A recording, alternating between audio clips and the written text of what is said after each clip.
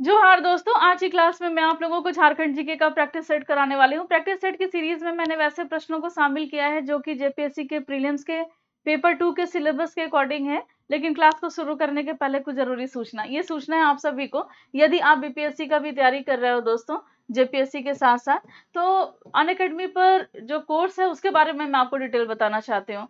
क्योंकि आप सभी को पता है अनअकैडमी पे मेरे जो रेफरल कोड हैं वो जारी कर दिए गए हैं। अगर आप उस कोड का यूज करते हैं तो फिर आपको 10% का डिस्काउंट मिलता है।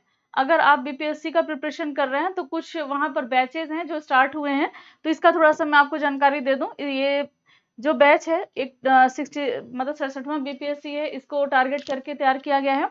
45 दिन का ये क्रैश कोर्स है और इसमें आपको करंट अफेयर्स के साथ साथ बिहार स्पेशल जो है वो पढ़ाए जाएंगे। ये 45 दिन का है और हिंदी मीडियम में है। शुरुआत इसकी 17 अगस्त 2021 को हो गई है और 30 सितंबर 2021 तक ये खत्म भी हो जाएगी। 67वां बीपीएससी को टारगेट करा गया है, लेकिन 68वां बीपीएससी को भी टारगेट करके कुछ बैचेस हैं जो स्टार्ट किए गए हैं। तो अगर आप 68वां बीपीएससी को आपने किया है टारगेट, तो आप इस बैच में भी एडमिशन ले सकते हैं। 18 अगस्त 2021 को स्टार्ट हुआ है और चलेगा ये 15 मार्च 2022 तक। इसमें प्रीलिम्स और मेंस दोनों की तैयारी की जाएगी। आप सभी को पता है, जैसा कि आप अनअकैडमी के साथ जुड़ते हैं तो भारत के बेस्ट फैकल्टी का आपको साथ मिलता है और आप इस बैच का लाभ ले सकते हैं। अगर आप जब भी इस बैच को लीजिएगा तो आप मेरा ये रेफरल कोड जरूर यूज कीजिएगा, SMA और 1010। ये रेफरल कोड जो है अगर आप इसको यूज करते हैं तो आपको 10% का डिस्काउंट मिलता है। क्लियर है? और बाकी और भी ज्यादा डिटेल जो है वो आपको यहाँ पर डिस्क्रिप्शन बॉक्स में नीचे मिल जाएगा। तो 10% का डिस्काउंट पाना चाहते हैं तो रेफरल कोड यूज कीजिए SMA1010। एक 90 दिन का भी क्रैश कोर्स है, 67वां बीपीएससी को टारगेट करके तैयार किया गया है। 20 अगस्त से इसकी शुरुआत हुई है 2021 को और ये 30 नवंबर 2021 तक चलेगी।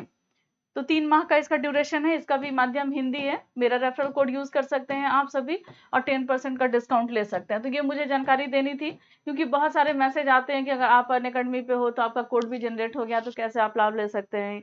तो ये ऐसा कुछ। तो चलिए शुरू करते हैं आज की क्लास को, लेते हैं आज का पहला प्रश्न।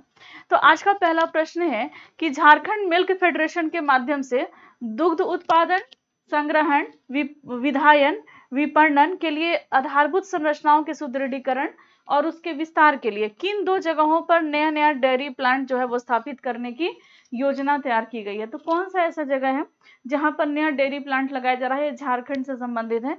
तो इसका आंसर हो जाएगा जमशेदपुर और गिरिडीह जो है वहां पर नया डेयरी प्लांट जो है वो स्थापित करने की बात की जा रही है। थोड़ा सा हम लोग इसको डिटेल में थोड़ा सा जान लें। देखिए, झारखंड मिल्क फेडरेशन के माध्यम से दुग्ध उत्पादन, संग्रहण, विधायन और विपणन के लिए आधारभूत संरचनाओं के सुदृढ़ीकरण और विस्तार के लिए जमशेदपुर और गिरिडीह में नए डेयरी प्लांट बनाए जा रहे हैं और रांची में मिल्क प्रोडक्ट प्लांट और मिल्क पाउडर प्लांट की भी स्थापना का प्रस्ताव इसके अंतर्गत तैयार किया गया है। तो रांची में भी खुल रहे हैं। कौन सा? तो मिल्क प्रोडक्ट प्लांट और मिल्क पाउडर प्लांट। तो चलिए ये आपने जाना। चलिए अब अगला प्रश्न लेते हैं। अगला प्रश्न है कि नागवंशी शासन व्यवस्था का प्रारंभ किस शताब्दी में हुआ था। तो नागवंशी शासन प्रणाली, देखिए आपको जेपीएससी के प्रीलिम्स के पेपर 2 में आप लोगों को झारखंड का इतिहास पूछा जाएगा। इसमें आपको अलग अलग जनजातियों के जो शासन प्रणाली है वहां से क्वेश्चन आपसे पूछे जाएंगे। उसी के अंतर्गत ये आता है नागवंशी शासन प्रणाली। तो नागवंशी शासन प्रणाली जो है इसकी शुरुआत किस शताब्दी में हुई थी? नागवंशी शासन प्रणाली की तो इसकी शुरुआत हुई थी प्रथम शताब्दी में। और इसके जो पहले राजा थे वो कौन थे? आपको पिछले क्लास में मैंने बता दिया। तो फंडी मुकुट राय जो थे इनके पहले राजा थे और इनको आदि पुरुष के नाम से भी जाना जाता है। और प्रथम शताब्दी में इसकी शुरुआत हुई थी। फंडी मुकुट राय ने अपनी राजधानी कहाँ पर बनाया था दोस्तों? तो ये बनाया था सुतियांबे में। पिछले क्लास में आपने ये चीजें भी जान रखी हैं। तो चलिए आगे बढ़ते हैं, हम लोग अगला प्रश्न लेते हैं। अगला प्रश्न है कि पढ़ा शासन व्यवस्था में प्रत्येक गांव का एक प्रधान होता है, इसको क्या कहा जाता है? ये सारे मॉडल क्वेश्चन है, हो सकता है ऐसे क्वेश्चन आ सके। तो पढ़ा शासन व्यवस्था ये किसकी शासन व्यवस्था है दोस्तों? तो पढ़ा शासन व्यवस्था है ये उरांव जनजाति की शासन व्यवस्था है। उरांव की, माफ कीजिएगा, उरांव जनजाति की। इनके प्रधान को, गांव के प्रधान को क्या कहा जाता है? तो इनके गांव को प्रधान को महतो कहा जाता है। महतो होते हैं, गांव के प्रधान होते हैं और ये राजनीतिक प्रधान होते हैं। देखिए गांव के दो तरह के प्रधान होते हैं, एक तो राजनीतिक प्रधान होते हैं, एक धार्मिक प्रधान होते हैं। तो आप इन दोनों को याद करना होगा। जैसे कि मुंडा जनजाति में जो राजनीतिक प्रधान होगा वो मुंडा है, धार्मिक प्रधान है वो पाहन है। उसी तरीके से जो पढ़ा शासन व्यवस्था है, इसमें जो गांव का जो प्रधान होता है वो महतो होता है।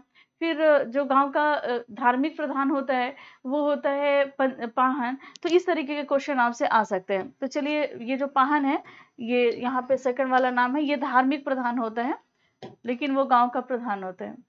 तो चलिए आगे बढ़ते हैं हम लोग। अगला प्रश्न लेते हैं, मांझी शासन व्यवस्था में अलग अलग गांव के बीच में विवाद का निपटारा कौन करता है? देखिए, ये मांझी शासन व्यवस्था जो है, ये किसकी शासन व्यवस्था है दोस्तों? ये संथाल जनजाति की शासन व्यवस्था है, संथाल। और झारखंड में जनसंख्या के आधार पे संथाल जनजाति जो है, ये झारखंड की सबसे बड़ी जनजाति है, इनकी शासन व्यवस्था है ये। और इनकी व्यवस्था में गांव का के बीच में अगर विवाद है, जैसे ये एक गांव है और ये एक गांव है, इसके बीच में अगर कोई विवाद होता है तो इसको कौन सुलझाता है, इनके बीच के विवाद को? तो ये सुलझाते हैं परगनैत। कौन सुलझाता है दोस्तों? तो ये होते हैं परगनैत। अब ये परगनैत कौन होते हैं? तो 15 से 20 गांव के जो प्रधान होते हैं उसको परगनैत कहते हैं, और उसको परगना कहते हैं, और उसके जो हेड होते हैं उसको परगनैत कहते हैं। और इनका ही काम होता है, अगर दो गांवों के बीच में अगर झगड़ा हो रहा है संथाल गांव के बीच में, तो इनको सुलझाने का काम इन्हीं परगनैत का होता है, जो कि परगना के हेड होते हैं। तो 15 से 20 गांव के को कहते हैं परगना, उसके समूह को, और उसके हेड को परगनैत कहते हैं। तो क्लियर है आप लोगों को? थोड़ा संथाल जनजाति के बारे में भी आप लोग जान लीजिए। देखिए, संथाल जनजाति जो है वो झारखंड में जनसंख्या के आधार पर सबसे बड़ी जनजाति है, और इसमें इनके जो प्रमुख देवता होते हैं उनको सिंह बोंगा कहते हैं। इनमें जो विवाह का प्रचलन होता है उसको उस विवाह को कहते हैं बापला। ऐसे बहुत सारे अलग अलग तरह के विवाह, जैसे किरिंग बापला, कि इस तरीके के विवाह जो हैं संथाल जनजाति में प्रचलित हैं। संथाल जनजाति की जो भाषा है वो होती है संथाली, और इनकी जो लिपि होती है वो होती है ओल चिकी लिपि। तो ये संथाल जनजाति से संबंधित थोड़ी जानकारी हो गई आप लोगों को। अब ये इन्हीं की जो शासन व्यवस्था है वो है मांझी शासन व्यवस्था, जो कि आप लोगों को पढ़ना है। चलिए आगे बढ़ते हैं, अगला प्रश्न लेते हैं। अगला प्रश्न है कि मुंडा मान की शासन व्यवस्था में ग्राम पंचायत क्या कहलाती है? तो जो गांव की पंचायत है वो मुंडा मान की शासन व्यवस्था में क्या कहलाती है? तो ये कहलाती है पीड़। ठीक है, और आपको थोड़ा सा मैं मुंडा मान की शासन व्यवस्था के बारे में भी थोड़ा बता दूं। देखिए, मुंडा मान की शासन व्यवस्था है हो जनजाति की शासन व्यवस्था है, और इनके जो गांव के जो पंचायत होते हैं उसको कहते हैं पीड़। अब अगला प्रश्न लेते हैं। अगला प्रश्न है वो है, ढोकलो शोहर शासन व्यवस्था में अधिकारियों के कार्य निम्न में से कौन सा सही है? देखिए, ढोकलो शोहर शासन व्यवस्था जो है ये खड़िया जनजाति की शासन व्यवस्था है, और ये भी आपसे क्वेश्चन जो है यहाँ से भी क्वेश्चन आपसे पूछा जाएगा ढोकलो शोहर शासन प्रणाली से। तो ये इसमें आपको बताना है कि अधिकारियों के कार्य में कौन से सही है। इनमें कुछ अधिकारी होते हैं, उनके अलग अलग कार्य हैं, तो उनके कार्य के बारे में आपको सुमेलित करना है। जैसे कि सेक्रेटरी है, इनका काम क्या है? तो रिपोर्ट को तैयार करना अलग है। दूसरा है खजांची, तो खड़िया फंड का हिसाब रखना इनका काम है। तीसरा है सलाहकार, तो इनका काम है सलाह देना। तो सलाहकार सलाह देते हैं, खजांची खड़िया फंड का हिसाब किताब रखते हैं, और सेक्रेटरी रिपोर्ट को तैयार करते हैं। तो ये तीनों ही आंसर, जो तीनों कथन है, ये तीनों सही है। तो ये बहुत ही मतलब आपको याद भी करने वाली चीज है, और ये बहुत ही इंपॉर्टेंट ये क्वेश्चन है। ढोकलो शोहर शासन व्यवस्था के सभी अधिकारी हैं और इनके ये सभी कार्य हैं। देखिए, जो खड़िया जनजाति की है ये भी आप याद रखिएगा। तो अगला प्रश्न है कि खोड़ जनजाति शासन व्यवस्था के बारे में कौन सा कथन गलत है?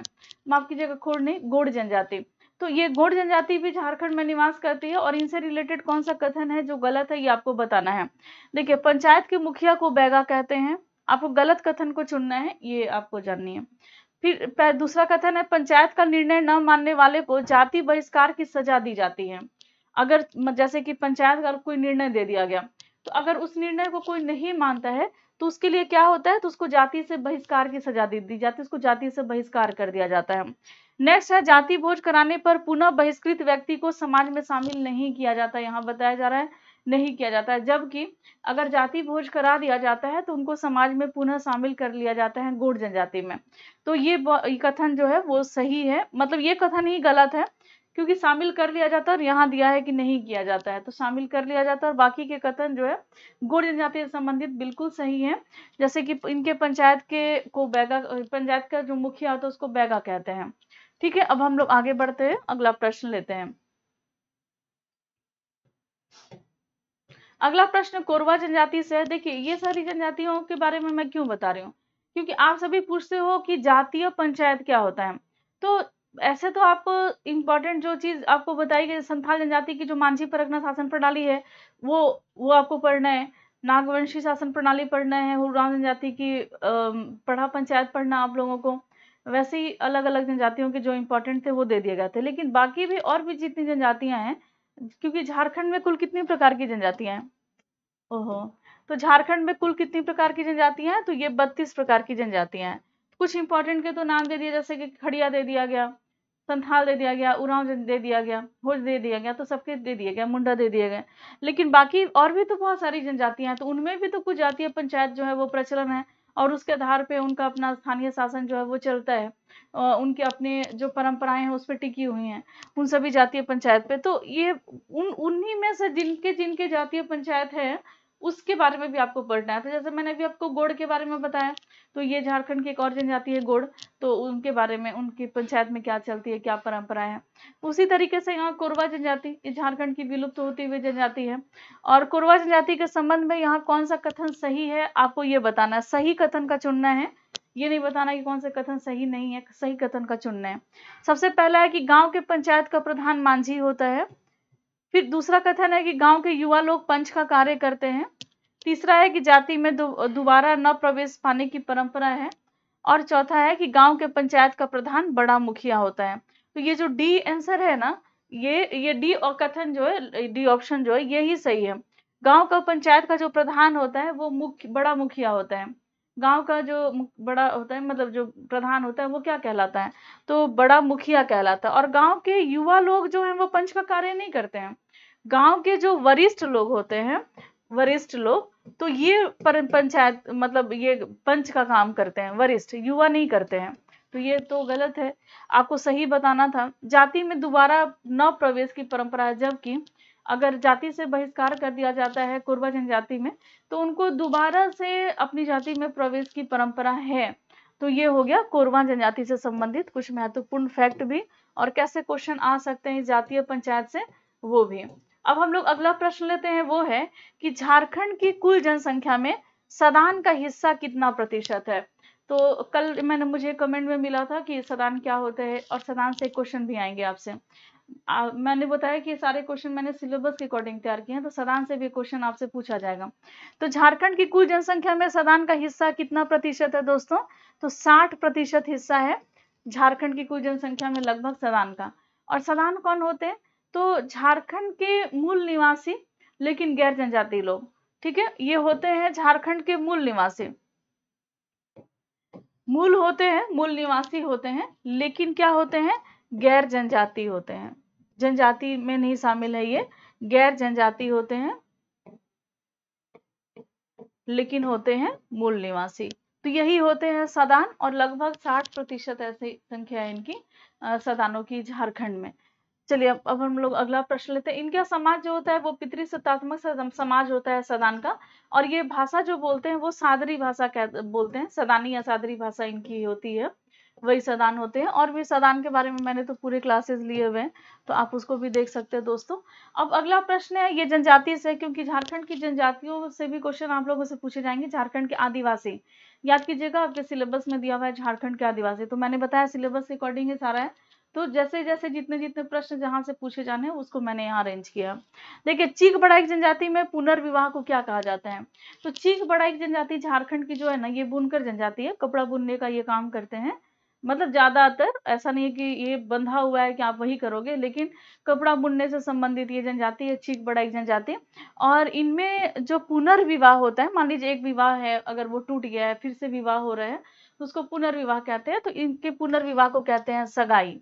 क्या कहते हैं दोस्तों, इनके पुनर्विवाह को कहते हैं सगाई। और ये कपड़ा बुनने वाली यानी कि बुनकर जनजाति है। अगर आपसे ये भी प्रश्न पूछ दिया जाए चीक बड़ाइक जो है वो किस तरीके की जनजाति है, तो ये बुनकर जनजाति है। अब अगला प्रश्न है, किस जनजाति में परिवार की गिनती चूल्हे से की जाती है? कितना चूल्हा किसके घर में है तो उससे किया जाता है परिवार की गिनती। ठीक है, चूल्हा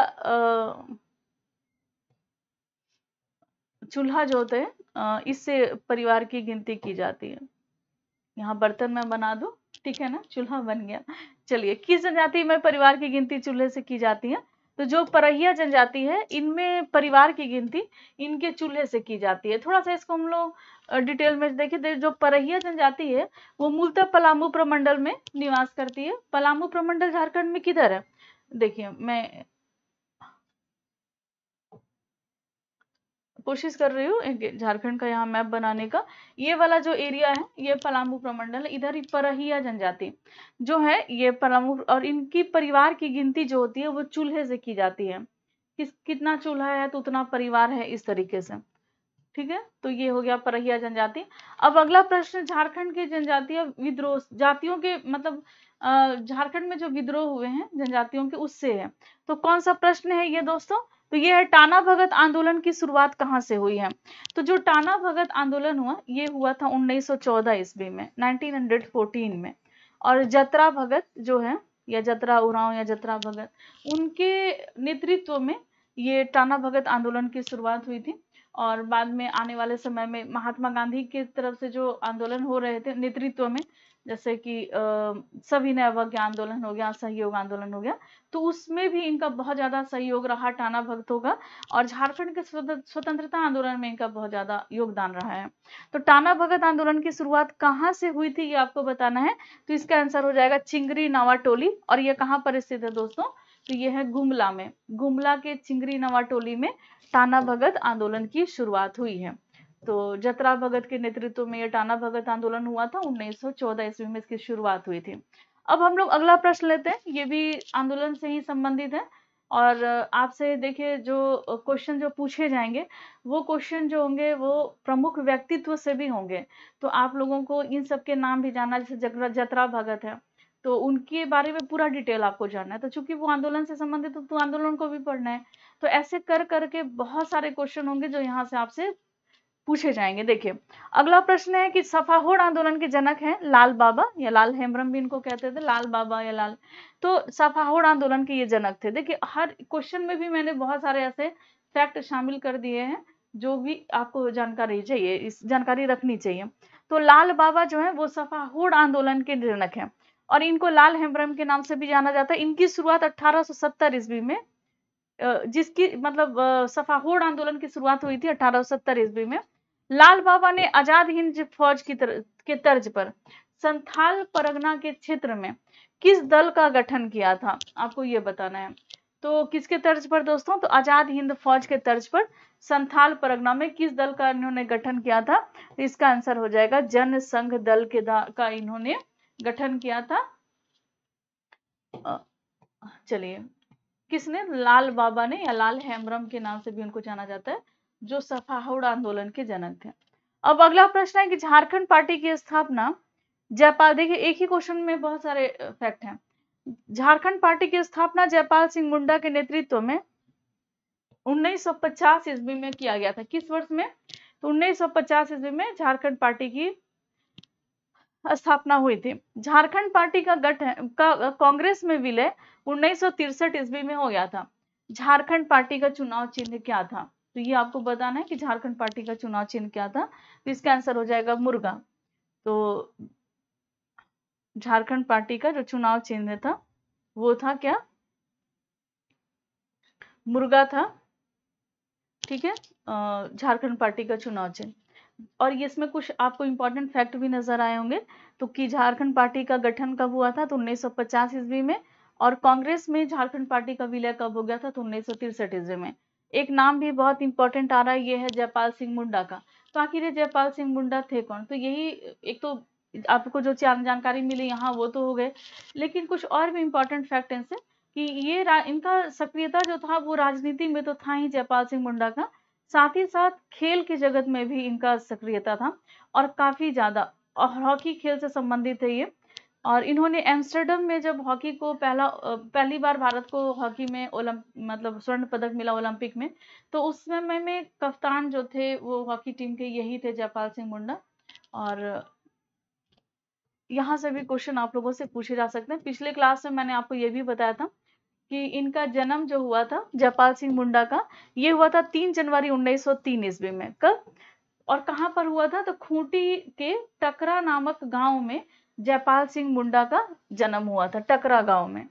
क्लियर है? मरांग गोमके भी इनको कहा जाता है, जयपाल सिंह मुंडा को मरांग गोमके के नाम से भी इनको जाना जाता है।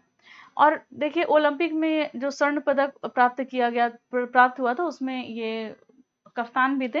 और 1939 में छोटानागपुर आदिवासी महासभा की जो बैठक हुई थी, उसमें जयपाल सिंह मुंडा जो थे वो अध्यक्षता कर रहे थे। 1939 में जो छोटानागपुर आदिवासी महासभा की बैठक की अध्यक्षता भी जयपाल सिंह मुंडा कर रहे थे।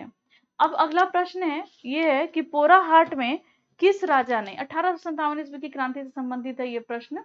तो पोराहाट के किस राजा ने 1857 ईस्वी की क्रांति के समय में चाईबासा के विद्रोही सैनिकों को अपने यहाँ शरण दिया था? तो जो चाईबासा के जो विद्रोही सैनिक थे उनको अपने यहाँ शरण दिया था पोराहाट के कौन से राजा ने? तो इसका आंसर हो जाएगा राजा अर्जुन देव ने, अर्जुन देव या अर्जुन सिंह ने। तो इसका आंसर हो जाएगा। तो थोड़ा सा हम लोग इनके बारे में भी थोड़ा सा डिटेल में जान ले, अर्जुन सिंह के बारे में। देखिए 1857 ईस्वी की क्रांति, इसमें झारखंड की बहुत महत्वपूर्ण भूमिका रही थी। ठीक है, झारखंड की बहुत ही इंपॉर्टेंट। और अलग अलग जो जगह थे, जैसे कि पलामू, अब पलामू जो जगह है वहां से कौन नेतृत्व कर रहा था? तो ये आपको याद रखनी है दोस्तों। तो नीलांबर और पीतांबर, और इनके बारे में और भी ज्यादा आपको डिटेल इसलिए जानना है क्योंकि कुछ ही दिन पहले इनसे रिलेटेड जो है वो योजना जो है वो आई है। तो जिस नाम से नई नई योजना आई रहती है ना दोस्तों, तो वहां से जरूर क्वेश्चन पूछे जाते हैं। तो नीलांबर पीतांबर के नाम से एक नई योजना आई है, नीलांबर पीतांबर जल समृद्धि योजना। तो ये उनके बारे में आपको जानने की जरूरत। 1857 ईस्वी की क्रांति से संबंधित वो भी थे, लेकिन उनका क्षेत्र कौन सा था दोस्तों? तो उनका क्षेत्र था, वो ज्यादा सक्रिय थे उधर पलामू के क्षेत्र में, डाल्टनगंज जो उनका पलामू का मुख्यालय है, या मेदिनीनगर भी कहें, तो उधर के क्षेत्र में इनकी सक्रियता थे। उसी तरीके से 1857 ईस्वी की क्रांति के और भी बहुत सारे अलग अलग जो महत्वपूर्ण व्यक्ति हुए जो उनसे रिलेटेड थे। तो ये में विश्वनाथ शाही हैं, गणपत राय हैं, शेख भिखारी हैं। उसी तरीके से अर्जुन देव का भी, अर्जुन सिंह का भी नाम आता है। और ये पोराहाट, और पोराहाट किधर है? तो झारखंड के कोल्हान प्रमंडल जो है उधर है। और उस वहां पर इनका ज्यादा सक्रियता था राजा अर्जुन देव का। चाईबासा के विद्रोही सैनिकों को इन्होंने अपने यहाँ शरण दिया था और काफी मदद की थी रांची की ओर उनको जाने में। अब हम लोग अगला प्रश्न लेते हैं, वो है कि वो कौन सा पर्व है जिसे पुरुषों के द्वारा किसी टाड़ में मनाया जाता है? जो यहाँ टाड़ लिखा हुआ है, यहाँ होगा टाड़। पुरुषों के द्वारा किसी टाड़ में मनाया जाता है। और अगहन माह में सूर्य की पूजा के बाद आदिवासी के द्वारा सफेद मुर्गे की बलि और तपान चढ़ाया जाता है। तो पुरुषों के द्वारा मनाया जाता है दोस्तों, इस बात पे आप ध्यान रखिएगा। महिलाओं के द्वारा नहीं मनाया जाता ये त्योहार, ये पुरुषों का त्योहार है, पुरुष प्रधान ये त्योहार है, इसमें पुरुष ही शामिल हो सकते हैं। और इसमें सफेद मुर्गे की बलि दी जाती है और तपान चढ़ाया जाता है। मेरे बहुत सारे मित्र हैं जो कि दूसरे जगह से बिलोंग करते हैं, उनको ये सारे बहुत सारे ऐसे वर्ड्स हैं जो नहीं समझ में भी आते होंगे। तो ये तपान क्या होता है? जैसे कि अपने जो इष्ट देव हैं या जिसकी आराधना की जा रही है, जिसकी पूजा की जा रही है, तो उनको भोग लगाया जाता है ना, तो ये वही भोग होता है, वही तपान होता है। तो मुर्गे की बलि दी जाती है और उसका तपान चढ़ाया जाता है। तो ये कौन सा त्योहार हो गया? तो ये हो जाता है सूर्याही पूजा। क्या आंसर हो जाएगा इसका? तो इसका आंसर हो जाएगा ऑप्शन नंबर ए, ये सूर्याही पूजा। ठीक है, अगहन माह में सूर्य की पूजा के बाद आदिवासियों के द्वारा ये त्योहार जो है वो मनाया जाता है। ये सूर्याही देव पूजा है और इसमें पुरुष प्रधान ये पूजा होती है। ठीक है, इसमें पुरुष जो होते हैं वही शामिल हो सकते हैं। अगला प्रश्न है कि निम्न कथनों पर विचार कीजिए। तो यहाँ से फिर हम लोग नेक्स्ट क्लास में हम लोग कुछ प्रश्न लेंगे। तो उम्मीद करती हूँ कि ये सेशन आपको समझ में भी आया होगा और इसी तरीके से इस तरीके के प्रैक्टिस सेट जो है वो जारी रहेंगे। और आगे हम लोग और भी अन्य फैक्ट जानेंगे, जैसे आपदा प्रबंधन से संबंधित क्वेश्चन को हम लोग जानेंगे, पुनर्स्थापना या पुनर्वास नीति से संबंधित क्वेश्चन को जानेंगे, और भी मतलब जो आपको एक्स्ट्रा फैक्ट जो आप लोगों को पढ़ने हैं, एक्स्ट्रा कंटेंट जो आप लोगों को पढ़ने हैं जेपीएससी के प्रीलिम्स के पेपर 2 के लिए, तो उसको भी हम लोग अब अगले क्लास में जानेंगे। कुछ एसपीटी एक्ट और सीएनटी एक्ट से भी प्रश्नों को लेंगे। तो आज की क्लास में बस इतना ही, मिलते हैं नेक्स्ट क्लास में, लेते हैं आपसे विदा, धन्यवाद।